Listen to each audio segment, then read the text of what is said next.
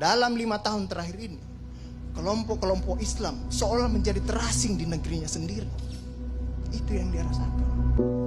Berapa ulama yang berjuang mendirikan republik ini? Indonesia 80% penduduknya umat Islam. Tidak pernah meminta 80% hasil sumber daya alam yang dikuasai negara untuk umat Islam. Gak ada yang dia minta. Ada gak dia minta? 80% umat Islam penduduk Indonesia tidak pernah meminta 80% APBN untuk umat Islam. Gak ada yang dia minta. Sederhana permintaan umat Islam. Dia mau berdialog sama Tuhannya. Dia mau mengingatkan umatnya akan kebaikan. Yang tidak hanya mengajarkan doa makan dan doa minum, tapi juga cara memilih pemimpin. Itu kira-kira. Nah, inilah ketegangan-ketegangan. Ketika agamanya dinistakan, kok susah sekali ini membawa ke proses hukum. Muncullah demo berjilid-jilid, yang kemudian berujung ulamanya tidak bisa pulang. Belum lagi penghujung, kemudian ada agama yang diperhadapkan sebagai musuh besar Pancasila. Nah, ini yang menarik menurut saya. Saya ini Islam, tapi bukan pengetahuan Islamnya seperti Ustadz Ali Muhtar Ngabalin dan Abu Bakar, Ustadz Abu Bakar.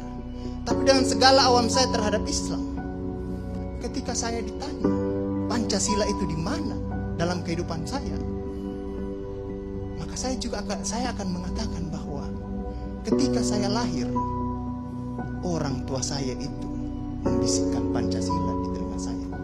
Cuma bahasanya bukan seperti yang tertulis dalam Undang-Undang Dasar itu. Dia membahasakan Allahu Akbar, Allahu Akbar, Asyhadu an la ilaha illallah, Asyhadu anna Muhammadar Rasulullah. Apa yang saya dengar di situ? Ketuhanan yang Maha Esa. Hayya 'alas shalah. Apa yang saya dengar di situ? Mari kita bersatu sama-sama. Karena kita akan mendirikan sholat. Dan Al-Ankabut mengatakan sholat itu mencegah kamu dari perbuatan keji dan mungkar. Ada kemanusiaan yang adil dan beradab. Saya dengar di situ. Hayya 'alal falah. Mari sama-sama menuju kemenangan. Kemenangan yang bagaimana kita peroleh? Kerakyatan yang dipimpin oleh hikmat kebijaksanaan dalam permusyawaratan perwakilan. Kemenangan yang bagaimana? Keadilan sosial bagi seluruh rakyat Indonesia. Itulah kemenangan yang kita tuju. Kita kembali lagi takbir. Allahu Akbar, Allahu Akbar, la ilaha illallah. Kita ulang lagi. Dan Pancasila yang kita tiupkan itu 5 kali sehari, belum selesai di sini, selesai bunyi terus. Ya kan Ustaz kan? Belum selesai di daerah sini, selesai bunyi bertalu-talu terus. Seluruh dunia bertalu-talu. Inilah Islam. Yang kemudian sekarang dalam kelompok ini Ustaz Ali Muhtar Ngabalin, saya banyak belajar dari beliau. Inilah yang kemudian sekarang, kenapa kami mau diperhadap-hadapkan? Kenapa kami ada yang menjalankan keyakinannya ketika dia celananya cingkrang, radikal, atau dia pakai cadar, dulu diperhadap-hadapkan. Saya Indonesia, saya Pancasila, ada dulu itu banyak sekali seperti itu. Kenapa kami seperti ini? Akhirnya sekarang semua orang disuruh pakai cadar.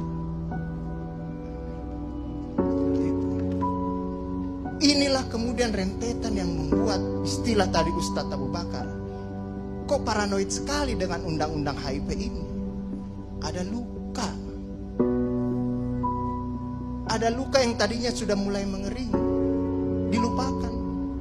Tapi tiba-tiba ini kemudian dikhawatirkan. Jangan sampai Pancasila ini mau dipakai sebagai instrumen untuk membibirkan kelompok Islam dan kelompok ini.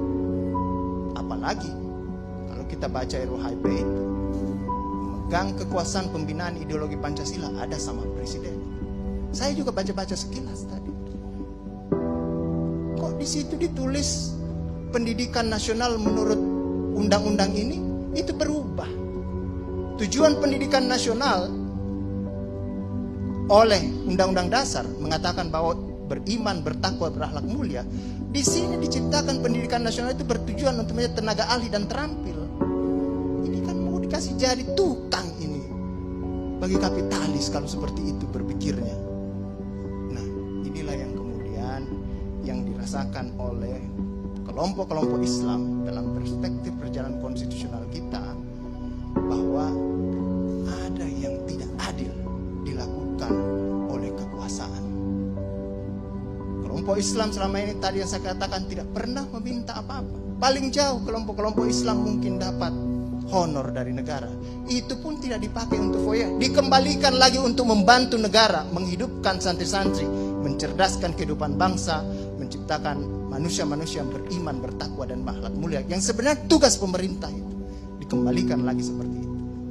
Itulah yang kemudian mulailah sekarang kelompok Islam sangat hati-hati kalau kemudian Pancasila ditiupkan terus, seolah-olah ini mau dijadikan instrumen untuk memarjinalkan Pancasila.